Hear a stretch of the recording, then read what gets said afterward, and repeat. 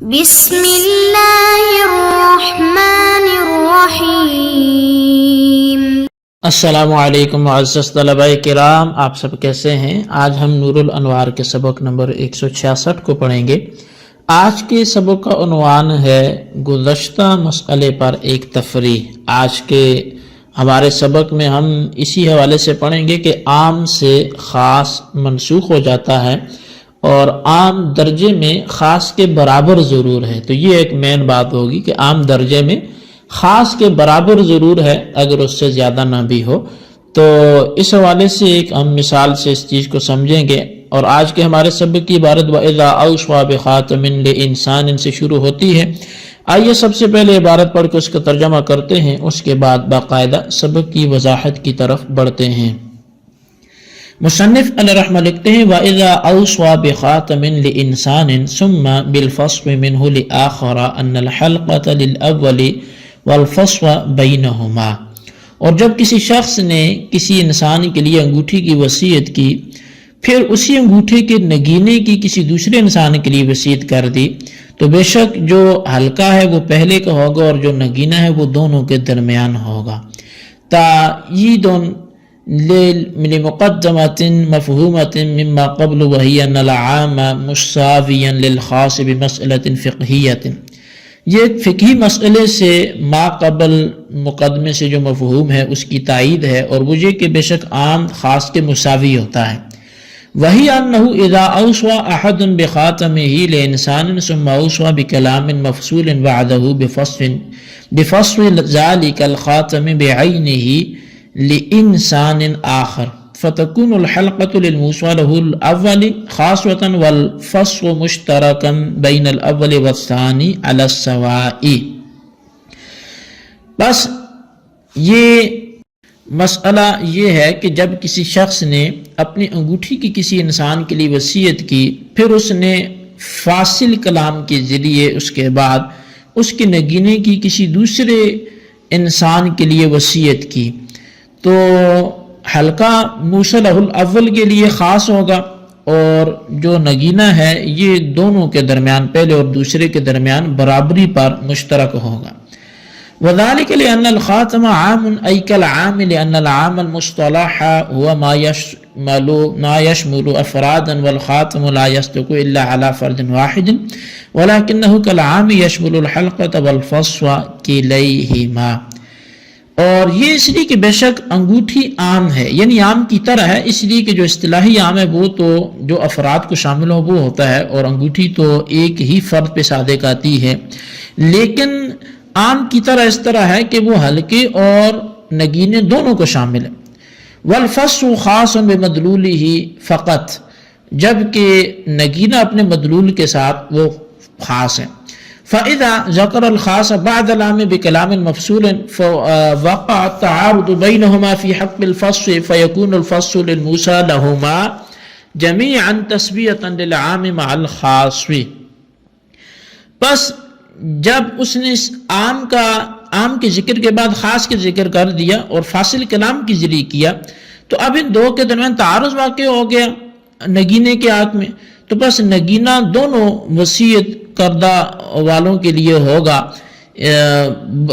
عام کی برابری کو ملحوظ خاطر رکھتے ہوئے خاص کے ساتھ۔ بخلاف ما اذا اوصى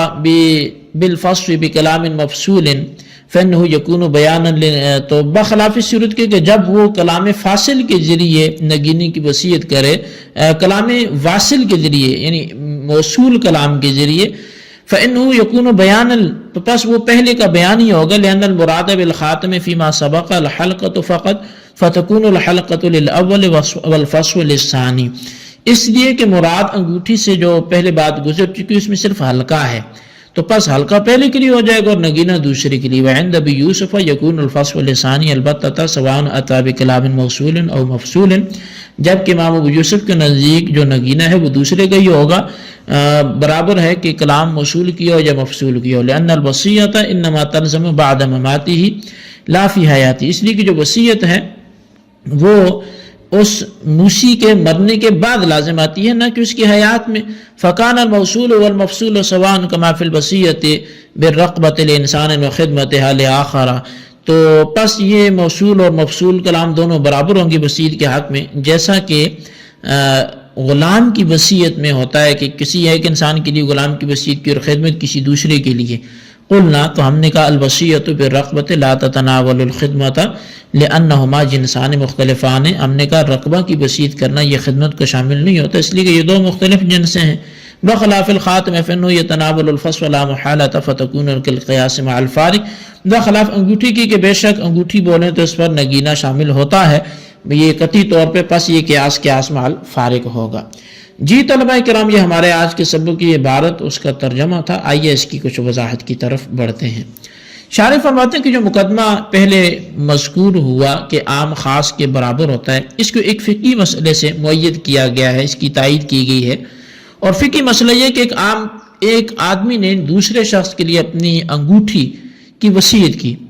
پھر تھوڑی دیر ٹھہر کر اسی انگوٹھی کی نگینی کی وصیت کسی اور شخص کے لیے کر دی، تو انگوٹھی کا حلقہ صرف جو ہوگا وہ پہلے موسیٰ لہو کے لیے ہوگا، اور جو نگ ہے وہ موسیٰ لہو اول اور موسیٰ لہو ثانی دونوں کے درمیان برابر شریک ہوگا۔ اور دلیل یہ ہے کہ لفظ خاتم عام کے مانند ہے، اور عام کے مانند اس لیے کہا گیا کہ اصطلاحی عام تو وہ کہلاتا ہے نا جو افراد کو شامل ہو، اور لفظ خاتم چونکہ صرف ایک فرد کو شامل ہوتا ہے اس لیے خاتم کا لفظ اصطلاح عام تو نہیں ہوگا، لیکن عام کی طرح ہے، کیونکہ خاتم حلقہ اور نگ دونوں کو شامل ہوتا ہے، پس حلقہ اور نگ دونوں کو شامل ہونے کی وجہ سے لفظ خاتم عام کی طرح ہوگا۔ اور لفظ فص یعنی نگ جو ہے یہ صرف اپنے مدلول یعنی نگ کے ساتھ خاص ہے، اس کے علاوہ کسی دوسری چیز کو یہ شامل نہیں ہے۔ حاصل یہ ہوا کہ لفظ خاتم عام کی طرح ہے اور لفظ فص خاص ہے، اور موسی جو ہے اس نے عام کے بعد خاتم یعنی اس جو عام لفظ بولا اس کے بعد کلام مفصول کے ساتھ خاص کو ذکر کیا، یعنی نگ کا ذکر کیا، لہٰذا نگ کے بارے میں موسیٰ لہو اول اور موسیٰ لہو ثانی دونوں کے درمیان تعارض واقع ہو گیا، یعنی موسیٰ لہو اول کے لیے خاتم کی وصیت کا تقاضا یہ ہے کہ حلقہ کی طرح نگ بھی موسیٰ لہو اول کے لیے ہو، اور موسیٰ لہو دوم کے لیے خاص طور پر نگ کی وصیت کا تقاضا یہ ہے کہ نگ موسیٰ لہو دوم کے لیے ہو۔ بس عام یعنی وصیت اولا کو خاص یعنی وصیت ثانیہ کے برابر کرنے کے لیے یہ کہا گیا کہ نگ دونوں موسیٰ لہوما کے لیے آدھا آدھا ہوگا، اور حلقہ صرف موسیٰ لہو اول کے لیے ہوگا، کیونکہ حلقہ کے سلسلہ میں کوئی تعارض نہیں ہے۔ ہاں اگر نگ کی وصیت موسیٰ لہو اول کے علاوہ کسی دوسرے کے لیے کلام موصول کے ساتھ کی ہو تو اس صورت میں وصیت ثانیہ وصیت اولا کے لیے بیان اور تخصیص ہوگی، کیونکہ مخصص کے لیے ضروری ہے کہ وہ کلام اولا کے ساتھ مقارن ہو، اور اس صورت میں مقارنت موجود ہے، لہٰذا موسی کا کلام ثانی یعنی نگ کی وصیت کلام اولا یعنی انگوٹھی کی وصیت کے لیے مخصص ہوگا، اور یہ کہا جائے گا کہ وصیت اولا میں خاتم سے صرف حلقہ مراد ہے، اور وصیت ثانیہ میں نگ جو ہے وہ موسیٰ لہو ثانی کے لیے ہوگا۔ اور کلام مفصول کی صورت میں چونکہ تخصیص کی شرط یعنی مقارنت نہیں پائے گی، اس لیے کلام مفصول کی صورت میں وصیت ثانیہ وصیت اولا کے لیے مخصص نہیں ہوگا، اور جب کلام مفصول کی صورت میں وصیت ثانیہ مخصص نہیں ہے تو وصیت اولا میں حلقہ اور نگ دونوں مراد ہوں گے، اور نگ دونوں موسیٰ لہوما کے لیے مشترک ہوگا۔ حضرت امام ابو یوسف رحمۃ اللہ تعالیٰ نے فرمایا کہ وصیت ثانیہ کلام مفصول کے ساتھ ہو یا کلام مفصول کے ساتھ ہو، دونوں صورتوں میں حلقہ موسیٰ لہو اول کے لیے ہوگا، اور نگ ان کے ہاں وہ موسیٰ لہو ثانی کے لیے ہی ہوگا۔ اور اس کی دلیل وہ یہ دیتے ہیں کہ وصیت موسی کی موت کے بعد لازم ہوتی ہے، اس کی زندگی میں لازم نہیں ہوتی، لہٰذا وصیت ثانیہ کلام موصول کے ساتھ ہو یا کلام مفصول کے ساتھ ہو دونوں برابر ہیں۔ جیسے ایک آدمی نے اپنے غلام کے رقبے کی یعنی اس کی غلام کی مالکیت کی، اس کی گردن کی وصیت ایک انسان کے لیے کی، اور اس کی خدمت کی وصیت دوسرے انسان کے لیے کی، تو رقبہ موسیٰ لہو اول کے لیے ہوگا اور خدمت موسیٰ لہو ثانی کے لیے ہوگی۔ اور وصیت ثانیہ جو ہے یہ کلام موصول کے ساتھ ہو یا کلام مفصول کے ساتھ ہو تو اس سے کوئی فرق نہیں پڑے گا، جبکہ ہماری طرف سے اس کا جواب یہ دیا جاتا ہے کہ رقبہ اور خدمت چونکہ مختلف دو جنس ہیں، اس لیے رقبہ کی وصیت خدمت کی وصیت کو شامل نہیں ہوگی، اور جب رقبہ کی وصیت خدمت کی وصیت کو شامل نہیں ہے تو خدمت کے سلسلے میں دونوں موسیٰ لہوما کے درمیان کوئی تعارض بھی واقع نہیں ہوگا، بلکہ رقبہ موصلہ اول کے لیے ہوگا اور خدمت موصلہ